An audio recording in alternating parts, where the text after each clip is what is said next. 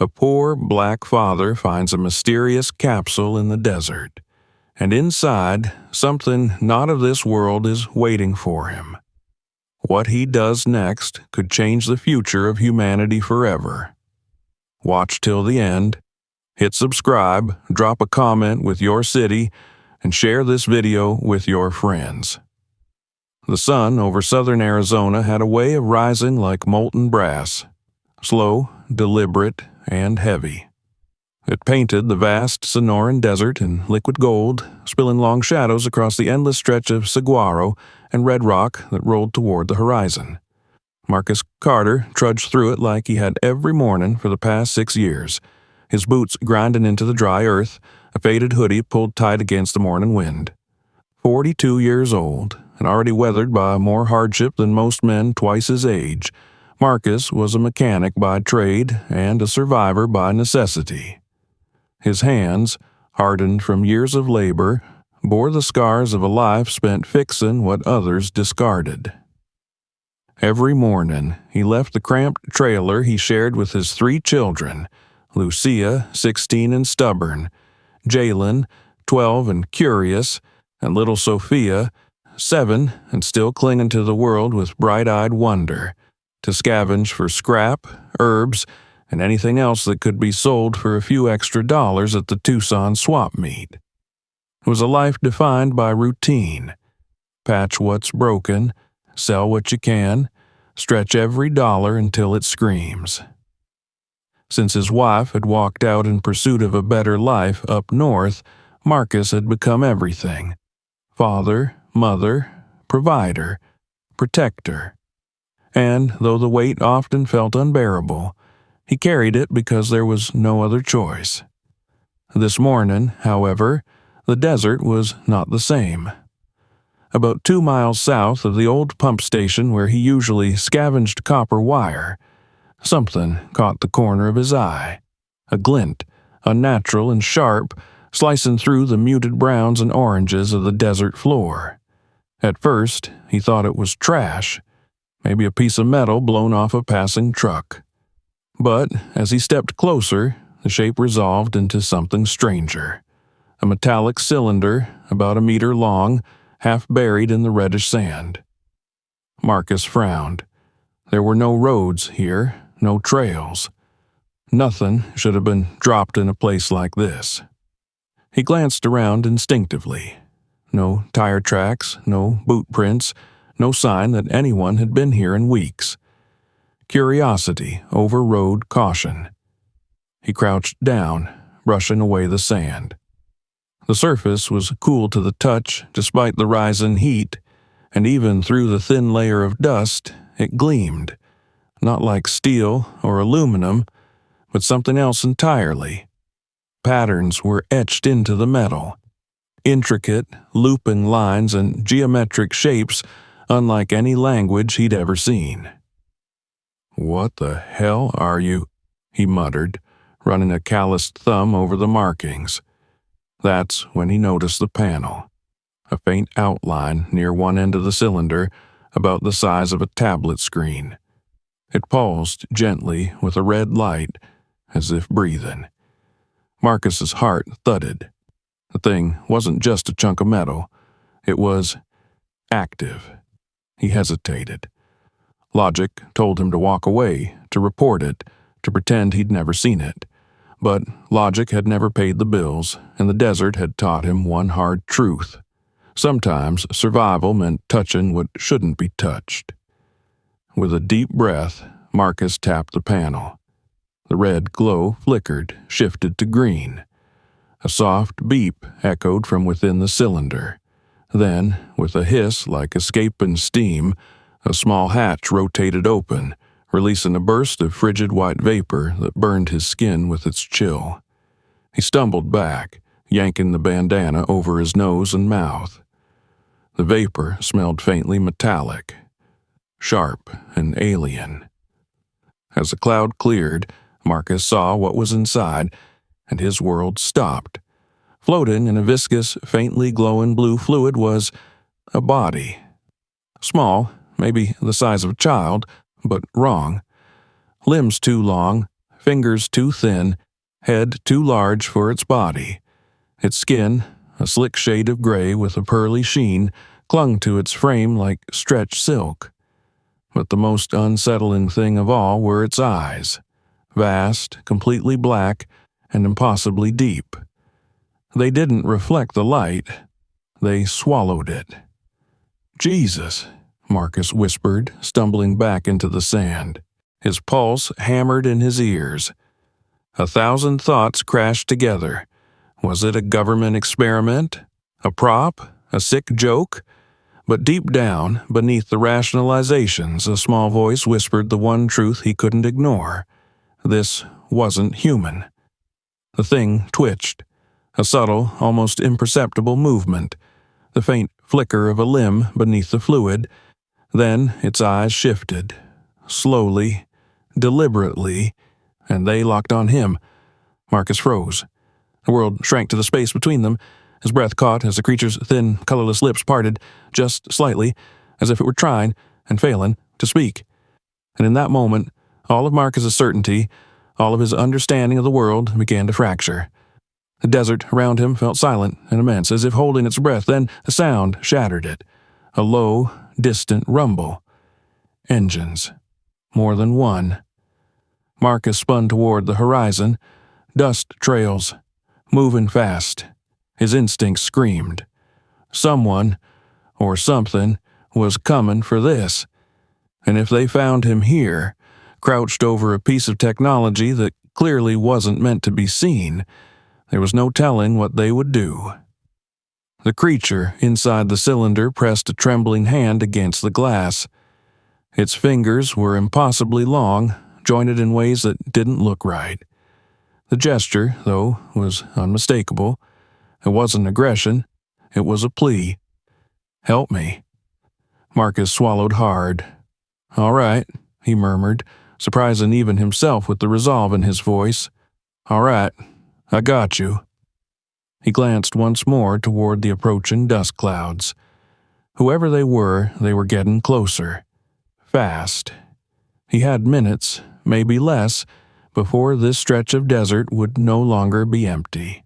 For reasons he couldn't explain, maybe desperation, maybe instinct, Marcus placed his palm flat against the glass where the creature's hand rested. A strange warmth surged through him, not physical but deeper, as if something had shifted inside his chest. The creature blinked once, slowly. Then its gaze shifted toward the hatch's mechanism and back to Marcus. A signal. It wanted out, and that's when Marcus Carter, mechanic, single father, survivor, realized that this wasn't just a discovery. It was a decision, one that would change everything. The engines roared closer, a storm of dust and noise racing across the desert floor, and somewhere beneath the panic and disbelief, Marcus felt a pulse of something else, something he hadn't felt in a long, long time. Purpose. He glanced at the creature, then back at the horizon. "Hold on," he said quietly. "We're not done yet." And with trembling hands, Marcus reached for the hatch again, as the desert around him erupted into motion. The roar of the engines grew louder with every passing second. Marcus's pulse pounded in his ears as the desert wind shifted, carrying with it the faint crunch of tires on gravel. Whoever was coming, and he had no doubt they were coming for this, would be here any moment. The creature inside the capsule pressed its hand against the glass again. Those bottomless eyes stared up at Marcus, full of something he had no trouble recognizing. Fear. Not monstrous or predatory, just the raw, instinctive terror of something stranded and vulnerable. "Okay," Marcus muttered under his breath. "I'm not leaving you here." The plan formed in his head before he could second-guess it. He grabbed the creature, surprisingly light, almost weightless, and wrapped it in his hoodie, leaving a gap for it to breathe. It didn't resist. If anything, it seemed to cling weakly to his chest, trusting him entirely. The engines were close now, the low rumble morphing into distinct mechanical growls. Dust plumed on the horizon. 3, maybe 4 vehicles. Whoever they weren't random hikers or border patrol. These were professionals, and if they found the capsule with Marcus standing over it, explanations wouldn't save him. He scanned the desert. About 2 miles east, hidden behind a cluster of jagged rock formations, was an entrance to the old San Geronimo mine, a network of tunnels left over from a silver operation that had shut down decades ago. Locals avoided it, whispering stories about collapses and ghosts. But Marcus knew better. He'd been down there once as a teenager on a dare. The air was cooler, damp, and most importantly, it was forgotten. It was their only chance. With the creature bundled in his arms, Marcus started running. The desert floor wasn't made for speed. Loose sand shifted under his boots, rocks bit into his ankles, and thorny brush tore at his jeans. But he didn't slow down. Every breath burned, every step echoed in his bones, but he pushed forward, driven by something far stronger than fear. Purpose. He glanced back. The vehicles had stopped near the capsule. Figures in dark tactical gear poured out, scanning the area with handheld devices that beeped and flashed. They were speaking, their voices too distant to make out, but Marcus could hear the tone. Urgent, focused, searching. He ducked behind a ridge, keeping low. The mine entrance was less than half a mile now. He could make it, if luck stayed on his side. The creature stirred weakly against his chest, a faint hum rising from its body. Then, without warning, a flood of images burst into Marcus's mind. Stars, maps, lines of light stretching across space, a sense of home, distant, unreachable. And then a single, undeniable message. "Help me." "I'm trying," Marcus whispered, his throat raw. "Just hold on." The entrance loomed ahead, a narrow gap in the rock face, half hidden by desert shrubs and debris. Marcus ducked inside, and the temperature shifted instantly. The scorching desert air gave way to a cool, damp stillness. Shadows swallowed them as he moved deeper, careful to avoid loose rocks and unstable ground. Inside, the tunnel widened into a rough corridor, the floor littered with old mining equipment and forgotten tools. The air was thick with the smell of earth and rust. Marcus slowed his pace, listening. Nothing. For now. He found a small alcove about 30 yards in, deep enough to stay hidden but close enough to the entrance to hear if anyone followed. He lowered the creature gently onto the ground. Its chest rose and fell rapidly, and its skin, slick and gray earlier, now looked dry and faintly cracked. Its breathing was shallow, uneven. Hey, Marcus said, kneeling beside it. "You're okay. We're safe now." But were they? A faint rumble echoed from above. Voices, footsteps on the sand. Marcus's heart seized. They were close, closer than he'd thought. He pressed himself against the wall and peeked out toward the entrance. 2 beams of light swept across the tunnel mouth. Flashlights. Men in tactical uniforms entered cautiously, scanning the ground with devices that emitted rapid, rhythmic beeps. "Residual radiation readings are strongest in this direction," one of them said, his English crisp and professional. "We're close." Marcus's pulse spiked. Whoever these people were, they weren't here to help. And if they found the creature, he didn't want to imagine what would happen next. The creature shifted and looked at him. Their eyes met again. That same plea, that same desperate trust. And then it happened again. A wave of sensation washed over Marcus's mind, but this time it wasn't stars or maps. It was architecture. He saw the mine as if from above, every tunnel, every chamber, every exit. He could feel its shape in his bones, could see paths he didn't know existed, and one of them, a narrow side passage about 50 feet deeper, led to a hidden exit on the far side of the ridge. "All right," Marcus whispered. "Let's move." He lifted the creature again, wincing as its skin felt hotter now, feverish. It was struggling. He had no idea what its body needed, but he knew one thing. The desert heat and dry air weren't helping. They needed deeper tunnels, cooler air. Marcus crept deeper into the mine, moving as silently as he could. The tactical team's voices echoed faintly behind him. Movement detected ahead. Whole formation. Signal is stronger. They're close. Every step Marcus took felt heavier. The tunnel narrowed, the ceiling dipping lower until he had to crouch. The creature pressed its hand weakly against his chest, another pulse of imagery. A turn ahead, then another, left, down, right. They moved like ghosts through the darkness. Finally, they reached a chamber, larger than the rest, with strange mineral deposits glittering faintly on the walls. And there, in the center, stood something Marcus never expected, a structure that didn't belong. It was a machine, or what remained of one, built into the rock itself. A circular platform about 6 feet across, surrounded by panels etched with the same alien patterns as a capsule. Some glowed faintly, others were dark and dormant.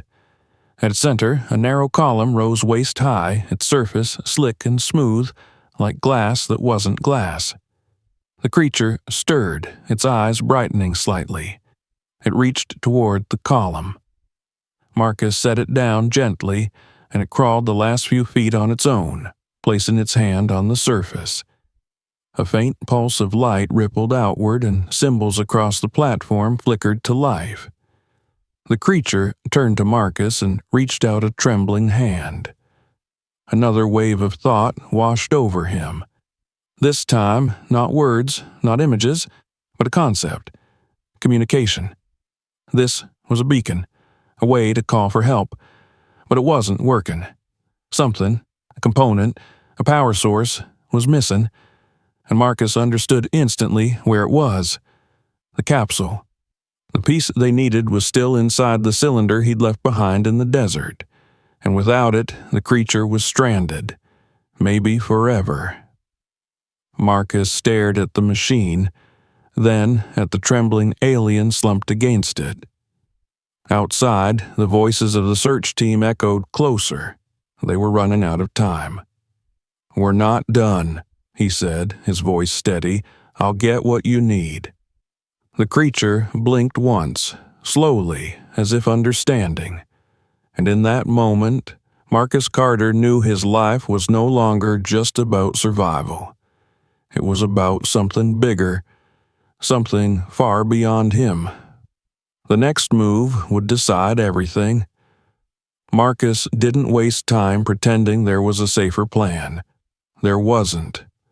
The beacon in the chamber behind him pulsed weakly, waiting for a heart it didn't have, and the creature leaned against the column, breath coming shallow and fast. Outside, the tactical voices ricocheted through stone like hard rain. If he hesitated, the chance would calcify and break. He crouched in front of the creature and spoke low, as if whispering could muffle fate itself. "I'll get it. Stay with me." Those ink-black eyes held his. A tremor of thought touched the edge of his mind. Not words, not orders, just trust. The kind that frightened him more than the men with flashlights. He moved. The tunnel that had felt infinite on the way in shrank now to a sequence of exact decisions. Hug the left wall where the floor dipped, avoid the loose shale near the timbered brace, turn at the fault line where the rock changed color. The creature had mapped the mine in his head earlier. Now, Marcus played it back like a song he couldn't afford to forget a note of. Closer to the entrance, the air warmed and thinned. Light strobed in soft cones beyond the bend. He pressed himself flat to cool rock and listened. Footsteps, A clipped exchange. Negative on visual. Signal moved. It's deeper. A pause. Then, sweep in sectors. 2 outside, 2 inside. Boots shifted. Marcus counted, 1, 2, and slid past the corner while their beam swiveled the other way. The gap between them was a breath and a prayer. He made it out into the desert dusk. The Sonoran sky had pulled a veil of copper across itself. Heat bled away in blue drafts. Fixed against the horizon like black teeth, 3 SUVs idled. 2 operators circled the capsule. One knelt with a device that chirped and hiccuped, its screen throwing green-white static across his visor. The 4th paced, radio to his mouth, eyes combing the earth beyond the rock shelf. Marcus flattened behind a boulder, took inventory of his body, lungs like pistons, hands steady enough, legs mean and useful. The capsule lay 30 yards away, exposed where he'd left it in his panic, its side panel flush and seamless once more. He'd need to open it again and do it in front of the men who'd come to claim it. Simple math. Too few seconds, too many eyes. The device in the kneeling operator's hands gave a long, uncertain tone. The man thumped it with 2 fingers. Interference, he said, annoyed. Could be the ore. Could be them, the leader answered. Stay sharp. Marcus's gaze slid from the capsule to the desert beyond. Broken ground, low ocotillo, ribs of volcanic stone. Enough clutter to hide a drive-by shadow if you moved like a patient animal. He checked the angle of those eyes, the sweep of those beams, the rhythm of their patrol. 1 Mississippi, 2 Mississippi. On the 3rd, the pacing man looked left, the kneeling man glanced down, the one with the flashlight pivoted to the truck beds. He went. He moved in a line that wasn't one, broken and stuttering, a lizard's path, rock to sage clump, sage to the low shelf, shelf to the capsule's shadow. The sand wanted to complain. He denied it with his weight.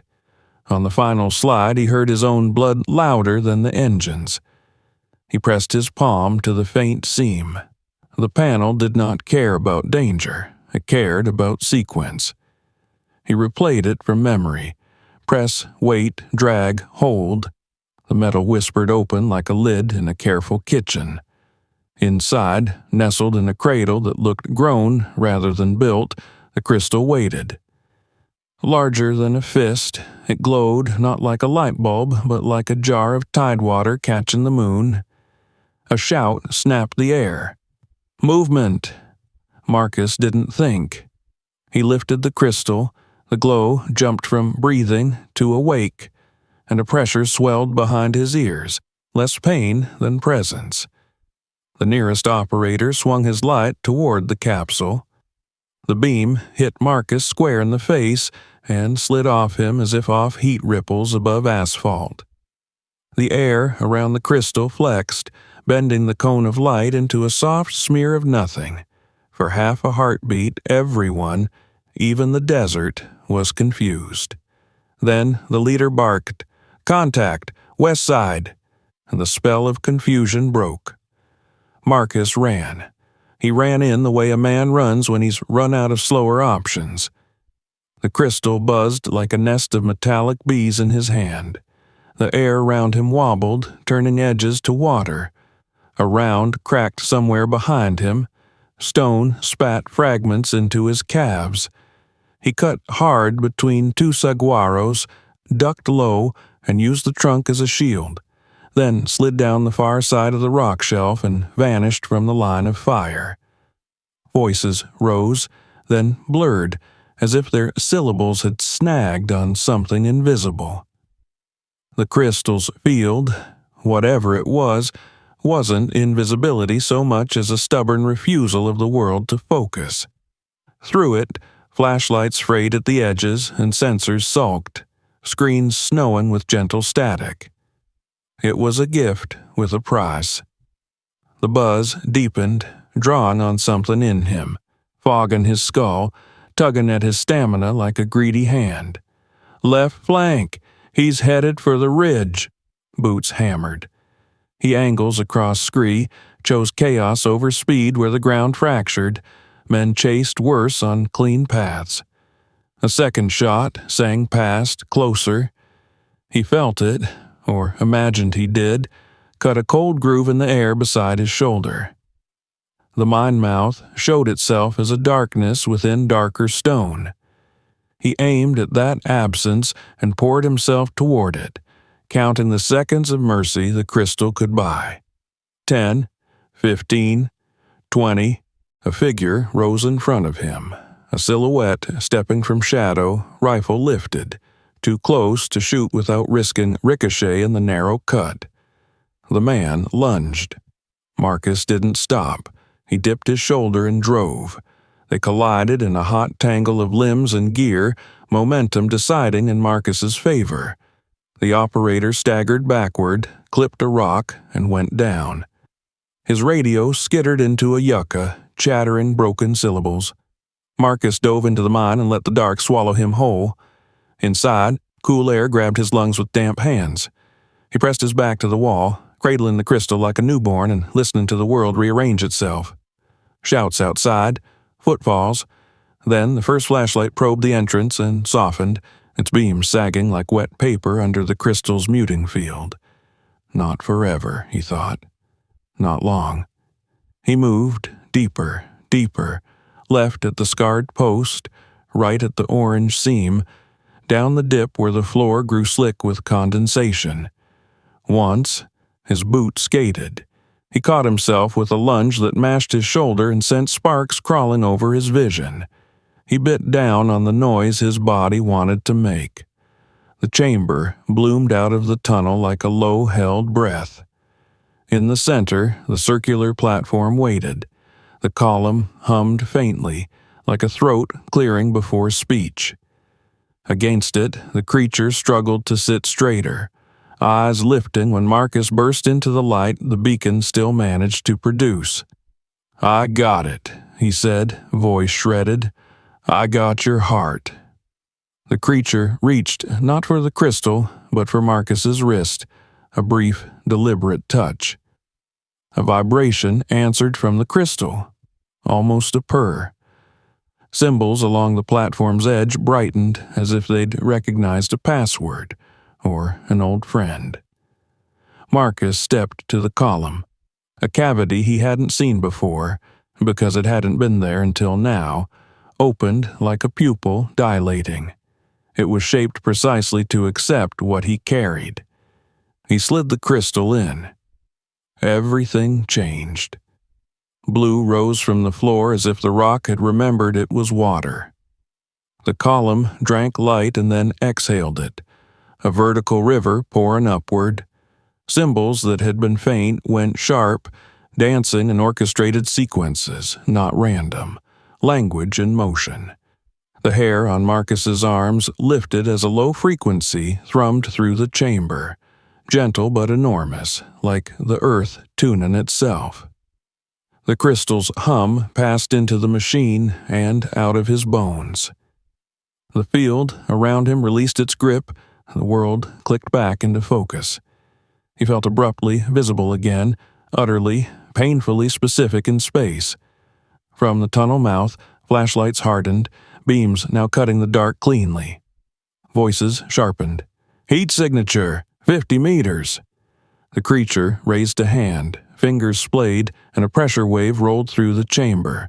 Not a blast, not an attack, just a nudge of confusion that made the approaching footsteps falter, the shouted orders stumble into each other. It would buy seconds, not minutes. The machine did its part. The column narrowed, refined, became a spine of light threading through stone toward the sky. Marcus pictured it from above, a single needle of blue puncturing the night. He dared a breath. Is it calling them? No images this time, no cascade of star maps, only a steady sense of yes pressing warm against his thoughts. Not arrival yet. Not rescue. A flare, a flare, a flare. The radio on someone's chest in the tunnel crackled. "We're getting anomalies on SAT. Something lit up under Grid Sierra 2. "Confirm and contain," the leader snapped. "No leaks." "Contain who? Contain what?" The creature sagged. The effort had cost it. Marcus moved on instinct, one arm behind its shoulders to keep it upright. The skin under his palm, slick earlier, felt balanced now, less fragile, as if the machine's rhythm had lent it some equilibrium. Boots scuffed at the chamber's threshold. The first operator leaned around the bend, rifle forward, visor reflecting the impossible light. "Hands where I can see them," he barked. Marcus didn't move his supporting arm. He lifted his free hand slowly. "I don't want trouble," he said, and even to himself the line sounded absurd in a room stitching space to itself. Behind the first man, others stacked. One squinted, thrown by the way the column redefined depth. "What is this?" The machine answered by intensifying. The spine tightened until it was a wire drawn taut by a giant. The floor vibrated under Marcus's boots, a tremor precise and contained. In the beam, motes of dust drifted like a slow snow of stars. The lead operator flinched, recalibrated, and raised his weapon to a harder aim. "Step away." The creature's fingers tightened on Marcus's forearm. A soft impulse fanned out, not towards the men, but into Marcus himself. Calm, stay, almost hold. He held. Then, as if the machine had been waiting for the men to witness it, a final change occurred. The column split along invisible seams and blossomed into a cylinder of light as exact as a bore. The sound that accompanied it was not loud, but irresistible, the throb of something answering from far, far above. The operators paused as animals do before weather, sensing a thing older than orders. On a radio, someone miles away said, "We've got an uplink that isn't ours," and someone closer swore softly. The leader made his choice. "Take him," he said. "Non-lethal." They surged. Marcus stepped back, angling his body between the rifles and the creature, every protective instinct he owned singing one plain note. No. He felt the arc of a taser round in the air a breath before he saw it. A pop. A line. The line reached for him and softened mid-flight, unraveling like thread in water as it touched the cylinder's fringe. The darts fell harmlessly, clinking against stone. The men froze again. The rules of their tools had gone soft here. "Reroute. Flank," came the next order, thin with frustration. Marcus didn't wait. He eased the creature deeper into the crook of his arm and edged them both toward the platform's far side, keeping the column between them and the rifles, the world's strangest shield. The machine's pulse steadied into a heartbeat you could set a watch by. He knew what it meant without being told. The call had gone out. The sky was listening. Whatever would happen next would not happen in Chapter 3. "Almost there," he murmured, to the creature, to himself, to the children sleeping in a thin-walled trailer under a different sky. Almost. From the tunnel, the men regrouped. From the floor, the light climbed. From above, someone answered. Marcus drew a breath that tasted like cold stone and electricity. Hold. The story had one more turn to make. The chamber beat like a second heart. Blue light threaded the stone, tightening into a perfect cylinder that rose through rock as if the earth had learned to breathe a different air. Dust drifted like slow constellations, each mote caught and held inside the column's hum. Marcus steadied the creature against him, feeling the tremor in its thin frame ease in time with the signal. The machine was no longer searching for its voice. It had found it, and the sky was listening. At the threshold, the operators adjusted to a world that refused to hold still. Their rifles drew hard lines that bent at the beam's edge. Radios chattered with clipped commands and little answers.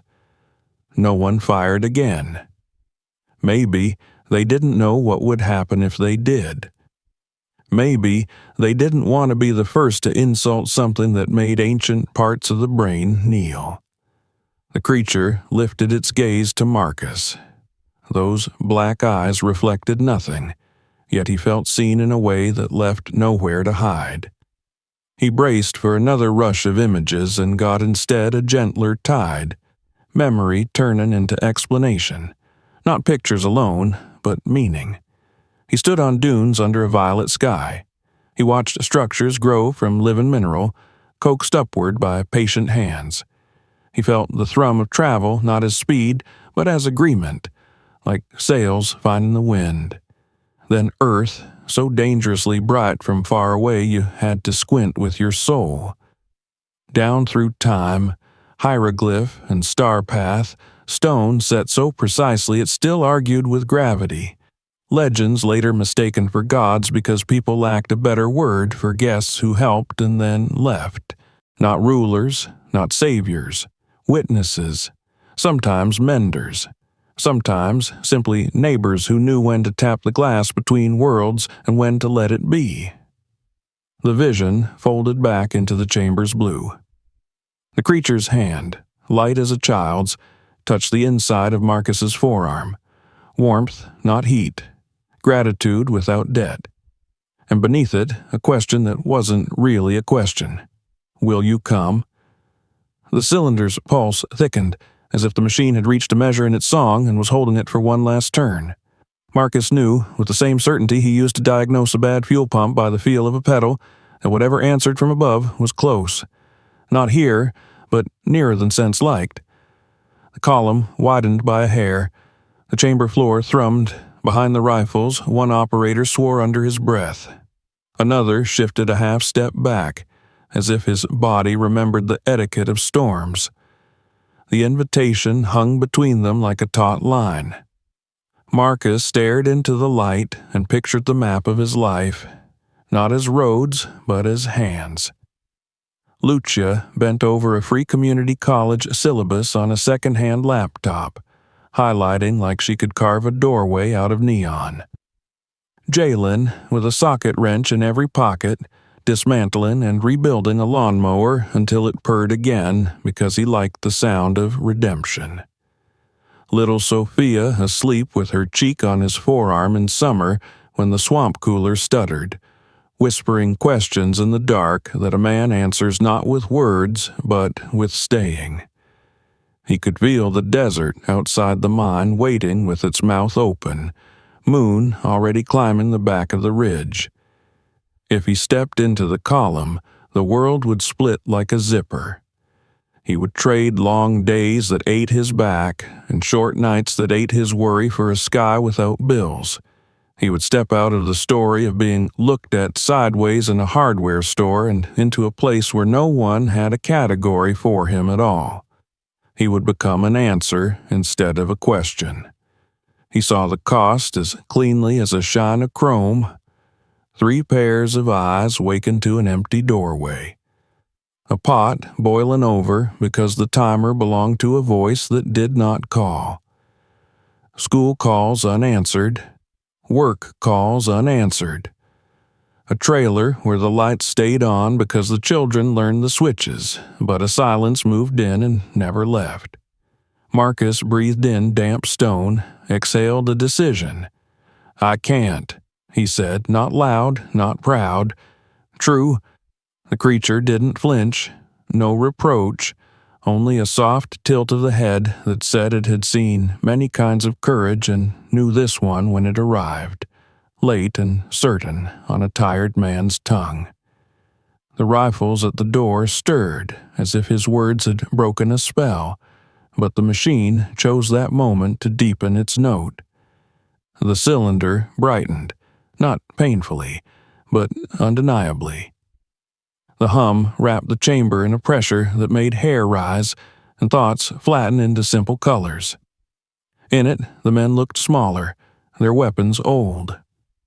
The mine seemed suddenly like a set, one wall away from vanishing. The creature released Marcus's arm and did something he would think about later, whenever he sharpened a blade or tied a knot. It created a pocket in itself. Not a pouch-like skin, not a seam, a place where nothing had been, now present because it needed to be. From that small impossibility, it brought out a sphere the size of a marble. Not polished, alive. Blue light moved inside it like a heartbeat under ice. It pressed the sphere into Marcus's palm and closed his fingers around it. The instant skin met surface, he felt a thread run from the little weight in his hand through his arm and chest into the quietest part of him, the part he'd used all these years to decide what to fix first and what to let go. A thought followed the thread, plain enough to read without ink. Think of us, and we will hear. Not promise. Path. He nodded once, because any more would have been a lie. From the tunnel mouth, the leader found his voice. Maybe the glow had given him permission to shout again. Maybe he could not bear not being in charge. Move, he snapped, and two broke right, two left, angling to bracket the platform. Non-lethal grenades slid forward on slings. Someone thumbed a switch. The creature looked toward the column. The column answered, widening to accept a body. Marcus shifted instinctively, placing himself between the flanking operators and the narrow space where the creature would have to pass. He was not big enough to be a wall, but he had been a door for a long time and knew how to hold a door. Don't, he said to the men. Not a threat. An appeal to whatever in them still listened to weather. One took a step anyway. The machine exhaled a pulse that wasn't aimed so much as present. The light folded through the room in a ripple, and where it touched metal, metal remembered sand. Triggers softened without firing. Safeties reasserted themselves with a second thought.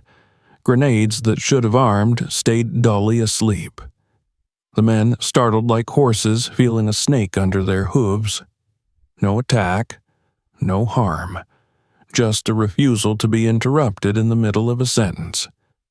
The creature turned back to Marcus and, for the first time, projected a single human clear image. 3 children at a table under a weak kitchen light, bowls steaming, a hand setting down a plate. It had looked, it had understood. It was given the image back to him so he would not doubt his choice when the night was quiet and old griefs tried new arguments. "Thank you," Marcus said. The words felt insufficient and exactly right. It stepped into the light. There was no flash, no clap of air. The figure simply became less of a figure and more of a contour, then a suggestion, then a thought. More silhouettes rose in the cylinder like reflections climbing a well. The sound changed from hum to harmony. Another voice answering from above or beyond, layered into the first, sustaining it. A tone older than warnings, newer than fear. For a second, the chamber stood on the edge of 2 worlds and could have tipped either way. Then the light drew down like a drawstring. The cylinder thinned, the hum softened, the symbols on the floor unknotted themselves. The platform exhaled, and where machine had been, stone remembered being stone. In the center, a circle the size of a door remained. So cleanly cut it made the rest of the floor look messy.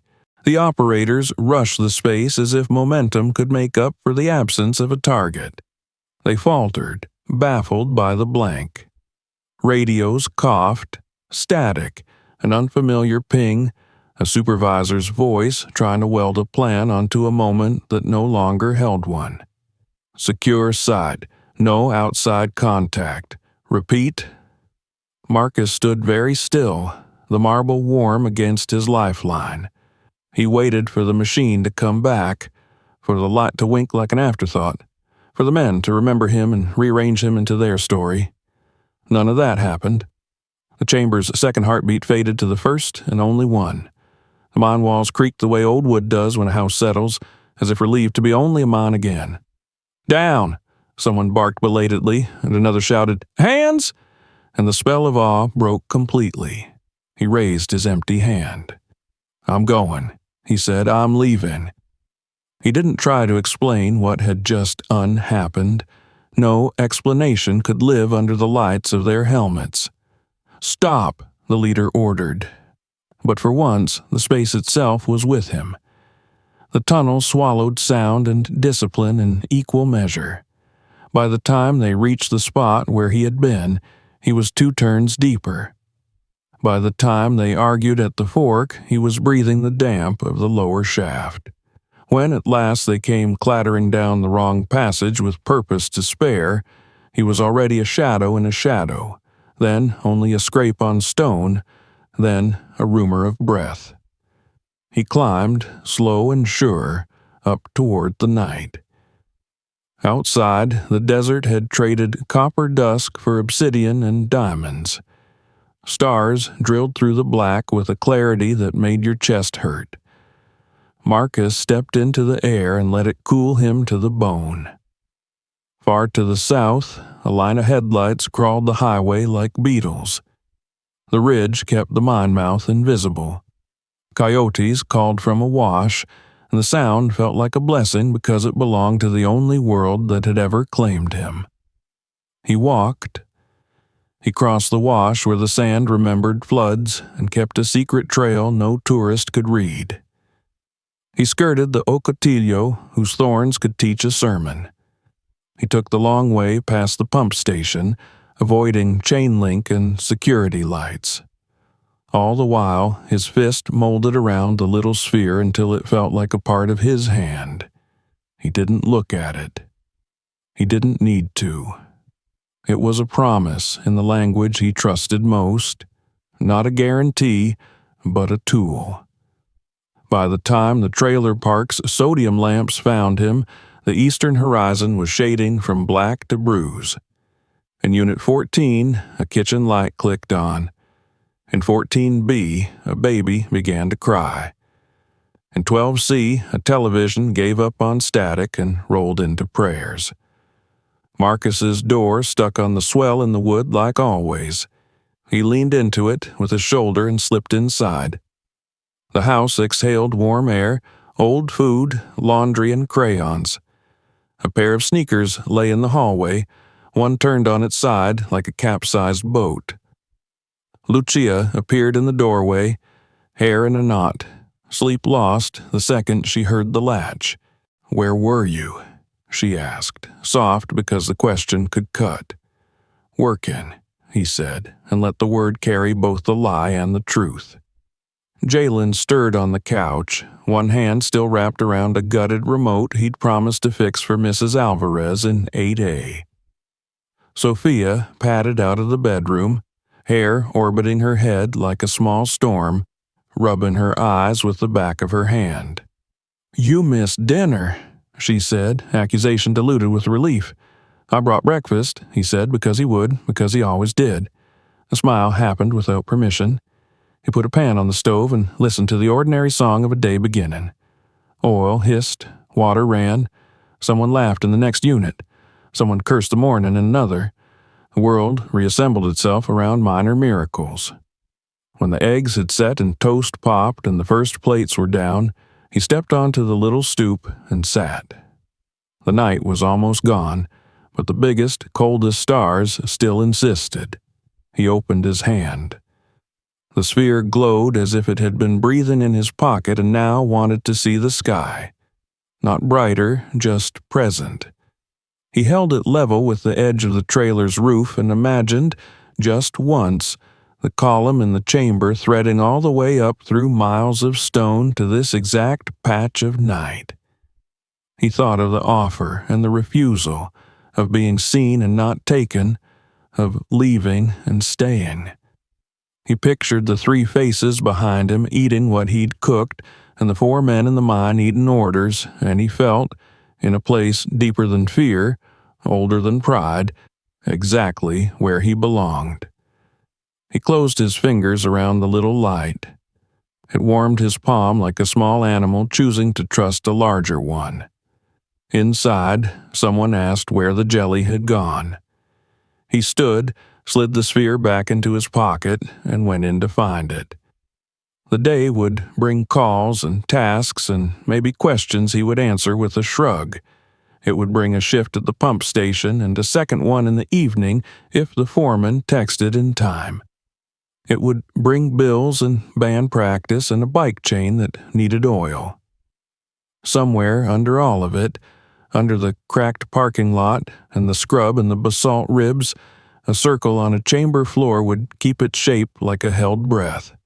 Tonight, the stars would come back, and he might step outside again, thumb the marble in his pocket, and let his thoughts rise for a minute toward a sky that had learned his name. Maybe one night, if the world broke wrong, if the wrong men arrived with the right tools, if a child he loved needed a hand the size of history, he would think very hard into the little blue and wait. For now, he washed plates. He checked homework. He tightened a loose hinge on the bedroom door because it squeaked and made Sophia frown in her sleep. He taped the corner of a math worksheet so it wouldn't snag. He put quarters in a jar. For now, the secret stayed kept where it fit best. Not in a story told to be believed or not, but in a man's choices while no one is watching. Before the sun climbed, he stepped out once more. The east was already bleeding gold. The desert would soon look like poured metal again, and he would go into it, like always, and it would be different, like now, forever. Marcus Carter closed his eyes for a breath and opened them on his road. He had a family. He had a job. He had a key that wasn't for doors. And somewhere, beyond the reach of the morning traffic report and the foreman's texts and the price of gas at the Shell by the on-ramp, someone who had once been briefly his held a thread in their hands, ready to hear if he pulled. He didn't pull. He reached for his work boots. And the day began.